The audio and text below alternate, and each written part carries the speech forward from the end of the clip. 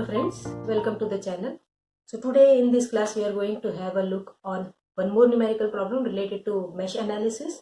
Hope you have watched the previous videos. So today's class will be very easy for you.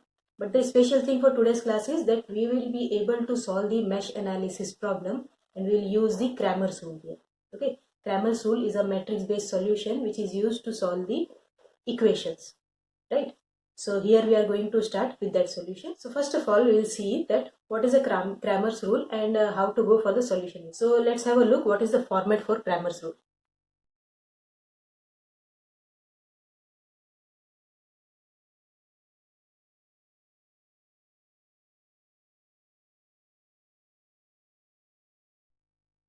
So suppose this is the given format of the equation. We may have the 2 cross 2 matrix or we may have 3 cross 3 matrix or any of the dimension. Okay, Cramer's rule is applicable for any kind of dimensions of matrix. So what will be the solution here? So first of all we will make the matrix that what should be the formation of the matrix, right? So see here what will be my matrix formation.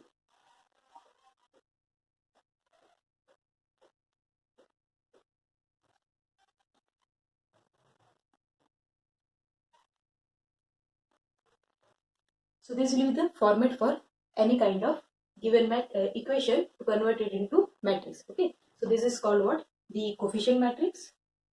This is my variable matrix and this is the constant matrix, right? It's better to take it as D. So this is the formation of any given equation to convert it into a matrix, right? So what is the aim of this method now? Now I have to get the value of x, y and z. This is the aim of this rule. So how to get the value of x, y and z? So for that I'll take the different matrices here. What will be the different matrices? Suppose the given matrix is, this coefficient matrix is named as A. So the determinant of that matrix is represented as del. Okay. So del is what? That is the determinant of matrix A. Okay. So del, this is my del matrix. Right. Now, what is del 1? I have to take the next matrix, that is del 1. So what is the del 1? That is again the determinant of the matrix, but now the matrix is different. What is that? That this coefficient matrix should be replaced with this constant matrix. Okay, and how to replace that? Del 1 means the first column should be replaced with this constant matrix. Okay, so what will be the format for this? That will be D1, D2 and D3 and the remaining all will be same. So this is my del 1. Okay. So what will be the next? That is calculation of del 2. What will be my del 2? That is again a matrix, taking the coefficient matrix only, but replacing the second column with this constant matrix. Okay. So first column will be as it is, that is A1, B1, C1. Next will be replaced with the constant matrix, so that is D1, D2 and D3. And the last column is as it is, that is A3, B3 and C3. Okay. This will give you the answer for del 2. Similarly for del 3. So now what will happen? Yes, the last column will be replaced with this column matrix. So the format will be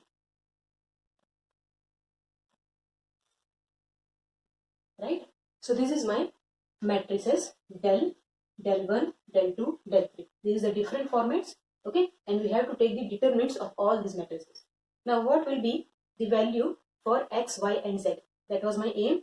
So we will calculate the value of x with the help of these determinants. How? That will be equals to the determinant value del 1 divided by del, right? What is my y value? That is del 2 divided by del. And what is z? That can be calculated as del 3 divided by del. Okay. So this is a method and approach with the help of that you can solve any equations of any dimension by converting it into a matrix format and then taking the determinants of that. With the help of determinants you can get the values of variables. Okay, so the same method we are going to use for mesh analysis by taking a good example.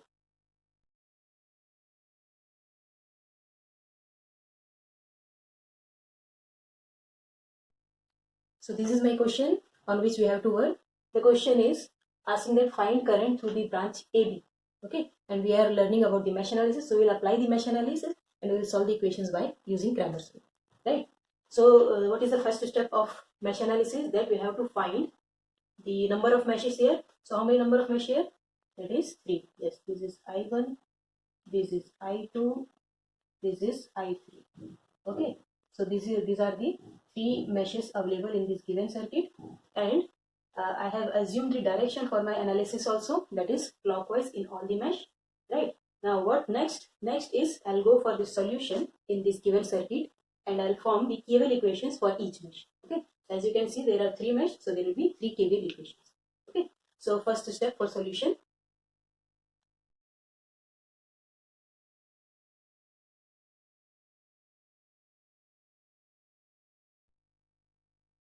So first, what we are going to do, we are going to apply the KVL in mesh number 1. That is this. Okay. So there are 3 elements. So I will have these 3 equations. So what will be that? That is 9 minus 3 I1. Okay. Minus 3 I1 minus I2 equals to 0. So this is my first KVL equation. So just resolving it. So this will be what? Minus 6 I1. Okay. And plus 3 I2 equals to minus 9, right? So this is my first equation. I am giving the name as my first equation. After that, we'll go for the second step of solution. What is that? That we have to apply the KVL in mesh number 2. Yes. So what will be the equation for mesh number 2? Just solve it by yourself and then check here. So I'm just writing here. So this will be minus 3 I2 minus I1 minus 1.5 I2 minus 3 I2 minus I2. Okay, that is equals to 0.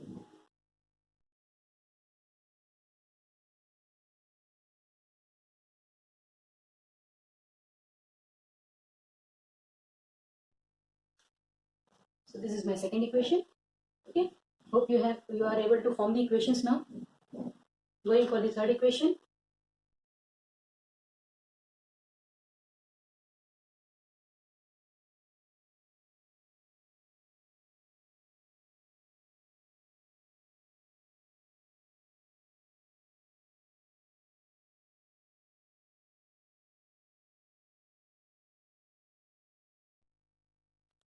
So these are my 3 equations. Equation number 1, 2 and 3, and we have solved this equation by applying the KVL in each mesh. Right.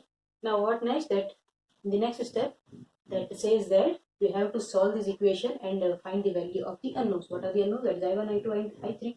Okay. So now we are applying the Cramer's rule for solving it. So here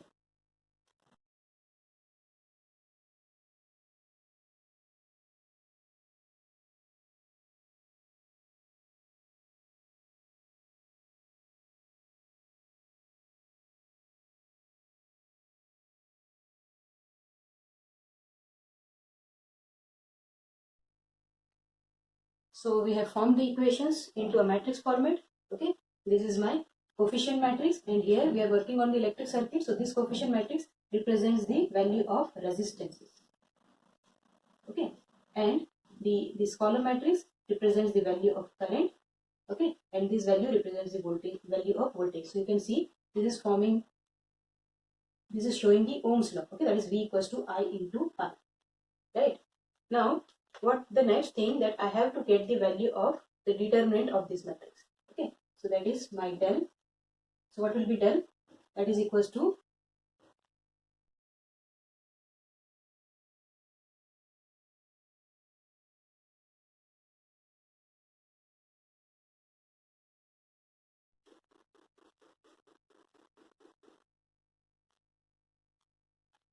so this is the value of del. Okay, we have taken the determinant of this matrix.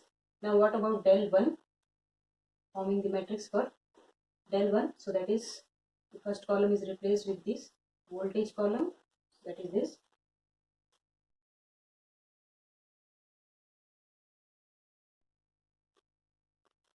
Calculate the determinant of this. Similarly, I am writing the equation for del 2.